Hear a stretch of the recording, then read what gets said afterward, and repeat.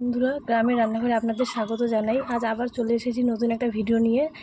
আপনারা প্রথম থেকে শেষ পর্যন্ত সঙ্গে থাকুন, আশা করছি ভালো লাগবে। আজ আমি বানাবো সয়াবিনের তরকারি। প্রথমে আমি রসুন, পেঁয়াজ, আদা, আলু এসব কেটে নেব।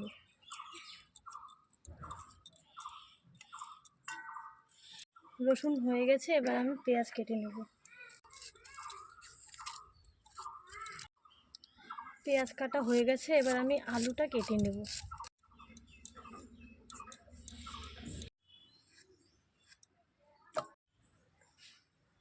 আলু কাটা হয়ে গেছে, এবার আমি আদাটা ছুলে কেটে নেব।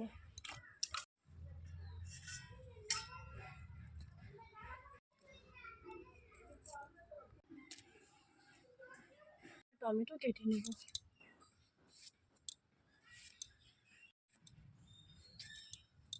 কাটা হয়ে গেছে। প্রথমে মশলাগুলো বেটে নেব।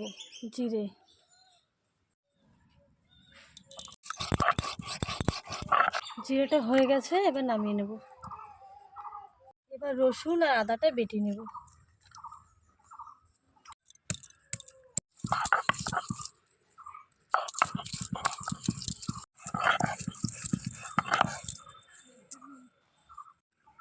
রসুন আর আদাটা বাটা হয়ে গেছে, এবার নামিয়ে নেব।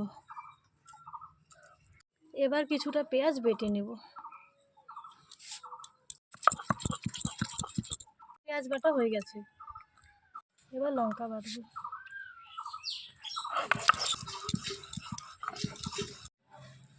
লঙ্কা বাটা হয়ে গেছে। প্রথমে সয়াবিনগুলো একটু গরম জলে সেদ্ধ করে নেব। জল গরম হয়ে গেছে, এবার সয়াবিনগুলো দিয়ে দেব। সয়াবিনগুলো হয়ে গেছে, এবার আমি নামিয়ে নেব। আলুগুলো ভেজে নামিয়ে নেব।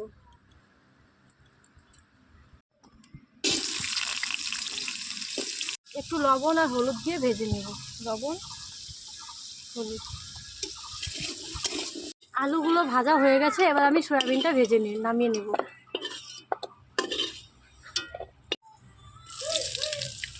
হলুদ আর একটু লবণ দিয়ে ভেজে নামিয়ে নেব। সয়াবিনগুলো ভাজা হয়ে গেছে, এবার তরকারিটা করে নেব। তেল দিয়ে দিলাম, খুব ভালোভাবে গরম হয়ে গেছে। এবার ফোড়নে দিয়ে দেবো শুকনো লঙ্কা, তেজপাতা, অল্প গোটা জিরা, অল্প পেঁয়াজ কুচি।